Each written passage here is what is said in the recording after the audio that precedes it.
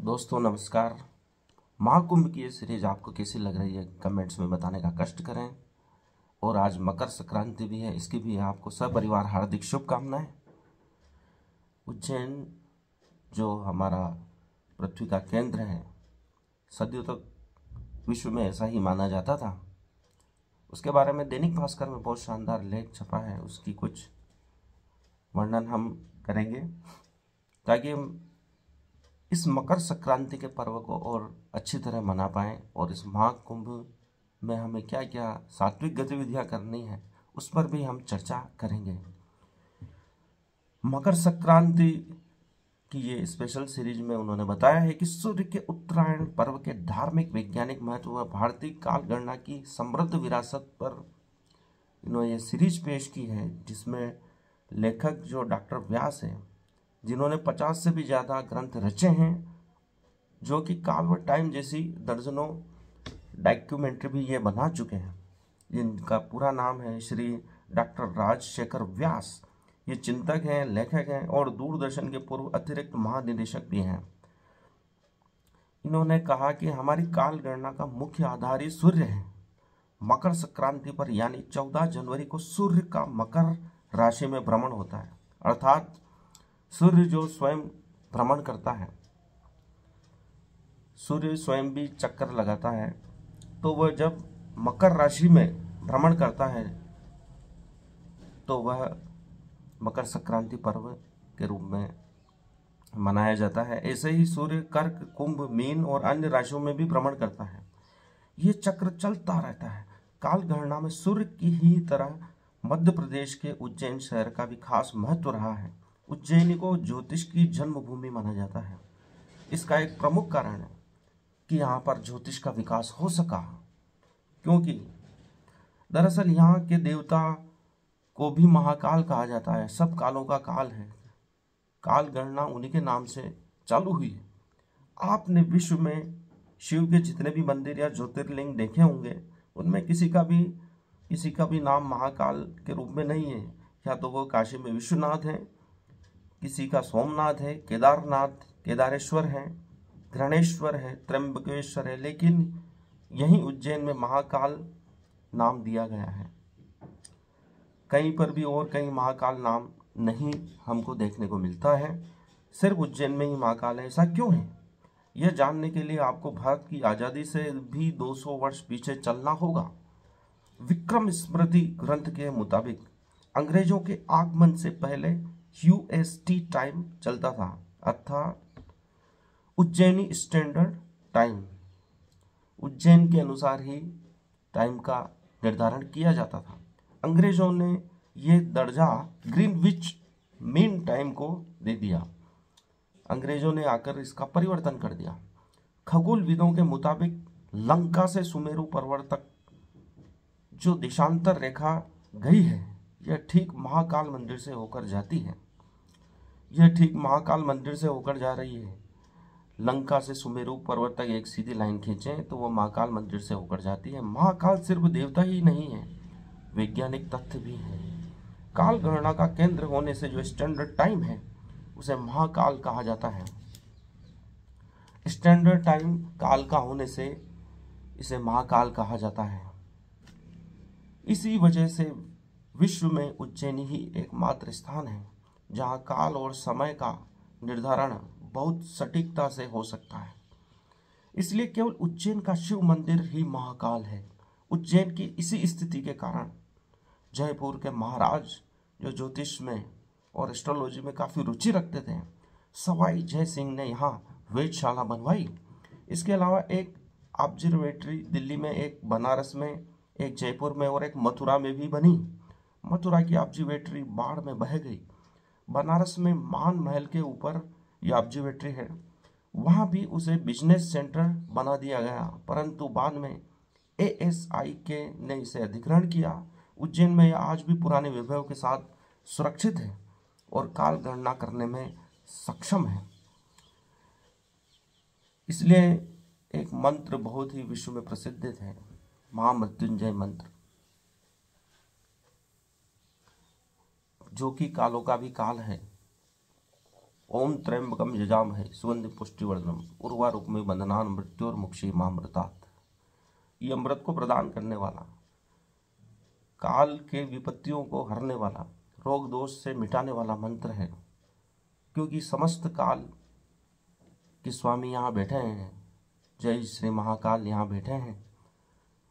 सभी काल विपत्तियाँ, संपत्तियाँ, सुख दुख सब उनके अधीन हैं। आपके सभी कष्ट हरने के लिए भगवान भोलेनाथ, जो इतने भोले हैं और सब पे दया करने वाले हैं, सिर्फ मात्र यहाँ की भूमि में पग रखने से ही एक आत्मिक अनुभूति होती है। ऐसा लगता है कि महाकाल ने अपने गोद में ले लिया है, संरक्षण में ले लिया, अपने आशीष में ले लिया है। भगवान श्री कृष्ण भी महाकाल की इस पवित्र भूमि पर अपने बड़े भैया बलराम से शिक्षा प्राप्त करने आए थे और सांदीपनि आश्रम में जाकर अभी भी ऐसा लगता है मानो कृष्ण, बलराम, सुदामा यहीं शिक्षा प्राप्त कर रहे हैं और एक अद्भुत शांति का अनुभव होता है। पूरा उज्जैन नगरी महाकाल की ऊर्जा से व्याप्त है। यहाँ पर आकर एक अद्भुत शांति मिलती है। काल का प्रभाव बिल्कुल नष्ट हो जाता है। आप सतयुगी वातावरण में उपस्थित हो जाते हैं। एक एक कण, एक एक रज आपको शांति प्रदान करती है। यहाँ के रहने वाले निवासियों में एक अद्भुत शांति देखी जाती है। यह महाकाल का ही प्रभाव है कि वह उस महासमय, कहा जाता है उज्जैनी जब प्रलय होता है तो सभी पूरी सृष्टि डूब जाती है, नष्ट हो जाती है, लेकिन उज्जैनी सदा बची रहती है क्योंकि महाकाल इसकी रक्षा करते हैं। यहाँ पर खुदाई में अनेक सदियों के पुराने भवन जमीन के नीचे मिल जाते हैं, तो उसी का प्रभाव है कि ये कभी नष्ट नहीं हुई। इसलिए महाकाल वास्तविकता है और यहाँ आने वाले जो भी संत, ऋषि, मुनि, भक्तगण हैं, एक अद्भुत शांति को प्राप्त करते हैं। यहीं बस जाना चाहते हैं। यहाँ इतने मंदिर और धार्मिक स्थान हैं कि आप दर्शन करते करते धन्य होते रहेंगे और यह यात्रा कभी समाप्त नहीं होगी।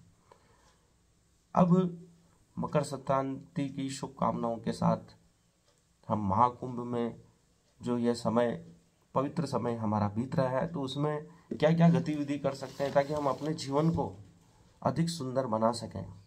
तो जीवन के जो सूत्र हैं हमें इसमें जगाने हैं और जीवन का पूरा आनंद लेना है। तो उसका पहला सूत्र जो मैं बताने वाला हूँ दोस्तों, ये सभी के जीवन में काम देने वाला है। जो मिला है उसका पूरा आनंद लें। हम सोचते हैं कि जो मिला है वो कम है और जो हमको नई चीज़ मिलेगी उससे ज़्यादा आनंद आएगा। आप देखो दोस्तों, नया मोबाइल निकलता है और आप उसको लेने जाते हैं, नया एप्पल फ़ोन का इंतज़ार करते हैं और जब वो मिल जाता है तो आपको लगता है कि कचरा हो गया, धूल हो गया। नए फ़ोन का वापस इंतज़ार करने लगते हैं। इसलिए जो मिला है उसका पूरा आनंद लेने का प्रयास करें, अपनी क्षमता का विकास करें और जो चीज़ें मिली हैं उसको पूरी तरह उपयोग करें, उसका विश्लेषण करें और आनंद लेने का प्रयास करें, तभी जीवन सार्थक होगा। आगे की न सोचें कि हमें आगे आनंद मिलेगा, वर्तमान में आनंद लेना सीखें। हर क्षण क्षण का आनंद लेना सीख लें तो ये जीवन आपका बहुत ही सुंदर हो जाएगा। और दूसरा जो सूत्र है वो इसी के क्रम में है, सोच विचार से मुक्त हो जाना ही ध्यान है। सोच विचार से मुक्ति ही ध्यान है। अगर आप सोच विचार से मुक्त हो जाते हैं तो आप सभी कष्टों से दूर हो जाते हैं। वर्तमान में रहना सीखें क्योंकि वर्तमान में ही आनंद है। अगर आप पीछे की सोचते हैं तो पीछे बीत गया, हम उसका कुछ नहीं कर सकते। भविष्य में हम कुछ नहीं कर सकते, सिर्फ जो भी कर सकते हैं वर्तमान में कर सकते हैं। इसलिए वर्तमान में उपस्थित हो जाएं, जल्दबाजी न करें, शांति से कार्य करें। यदि आप शांति से कार्य करते हैं तो समय का विस्तार होता है। अगर जल्दबाजी करते हैं तो हमारे काम बिगड़ते हैं, क्योंकि हर कार्य की एक तकनीक होती है। अगर उस तकनीक से न किया जाए तो वो बिगड़ता है और वह और ज़्यादा समय ले लेता है। इसलिए शांतिपूर्वक कार्य करें, उसके नियम से करें, उसकी प्रक्रिया से करें, तो आपको एक अद्भुत शांति मिलेगी और हर कार्य में आप सफल होंगे। हर चीज़ जो मिली है उसके लिए प्रभु को धन्यवाद दें। सुबह उठते ही प्रभु को धन्यवाद दें कि मुझे ये सुंदर जीवन आज फिर जीने को मिला है, ये पूरा दिन आपने दिया है, इसके लिए मैं बहुत आभारी हूँ। कोई कुछ कार्य कर देता तो उसको भी धन्यवाद दें।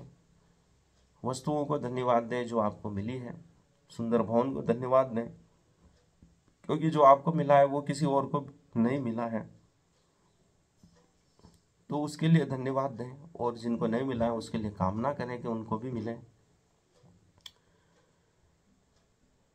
दिन में 4-5 बार ध्यान करें, 1-2 मिनट का, विचारों से मुक्त हो जाएं, कोई कार्य न करें और शांतिपूर्वक बैठें।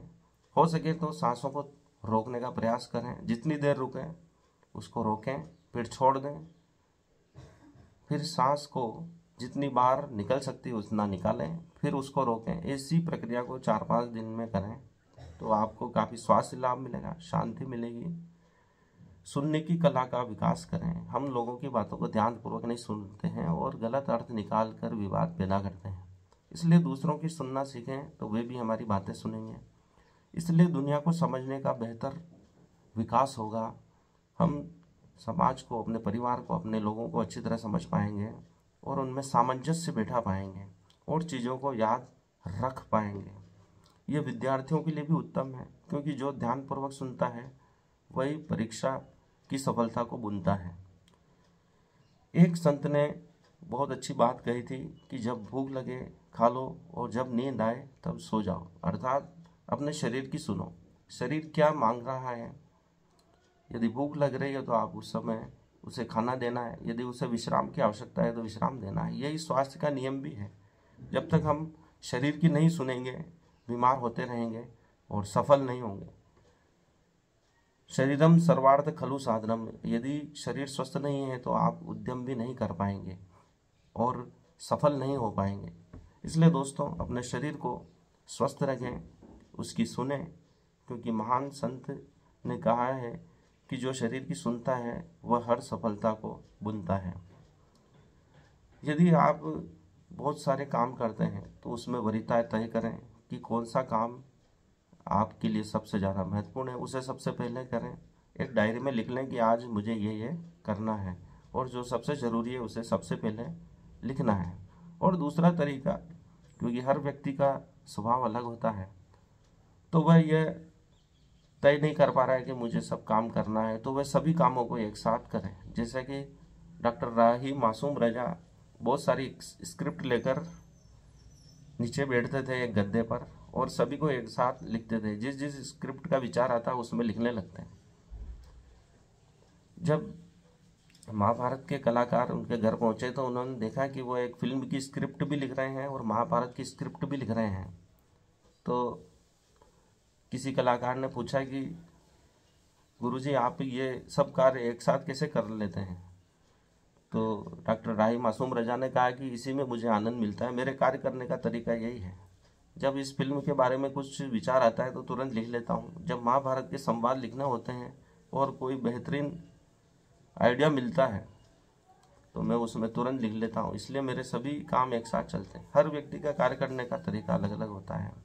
नीतीश भारद्वाज को डॉक्टर राही मासूम रजा ने कहा था कि जब हम लिखते हैं तो हम सोचते हैं कि हमने क्या लिखा है, लेकिन जब तुम उन्हीं संवादों को बोलते हैं तो हम वापस सोचते हैं कि वाह, हमने क्या लिखा है।